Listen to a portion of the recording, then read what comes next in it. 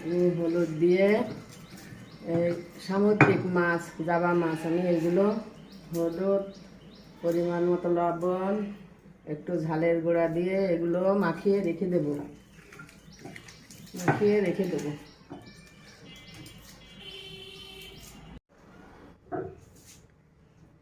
বিসমিল্লাহির রহমানির রহিম। আসসালামু আলাইকুম। আপনারা কেমন আছেন? আলহামদুলিল্লাহ ভালো আছি। আমি এই মাছগুলো একটু ভেজে নেব, ভেজে রান্না করব। হালকা ভেজে নেব। সামুদ্রিক মাছ, সামুদ্রিক জাবা মাছ বলে, এই মাছকে সামুদ্রিক জাবা মাছ বলে। আপনারা এই মাছ কে কে চেনেন কমেন্টে জানাবেন। এই মাছগুলো এবার উল্টে দিচ্ছি, উল্টে লাল লাল একটু হালকা করে ভেজে নেব।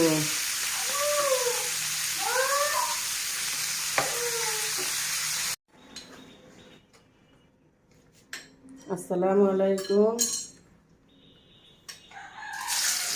কেমন আছেন বন্ধুরা?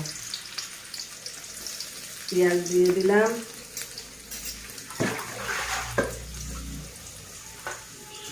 পেঁয়াজ আমি একটু ভালো করে ভেজে নেব। পেঁয়াজ ভেজে নিতে আমি এবার রসুন বাটা, একটু সর্ষে বাটা, কাঁচা ঝাল বাটা দিয়ে দিলাম।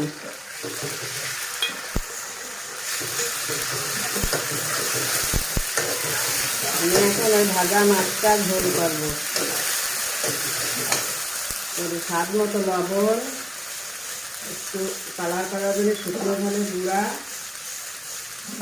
আর হলুদ দিয়ে দিলাম। এবার মশলাটা ভালো করে ভেজে নেব।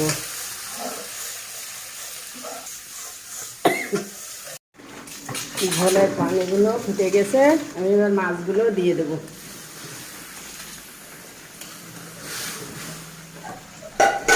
মাছগুলো দিয়ে দিলাম।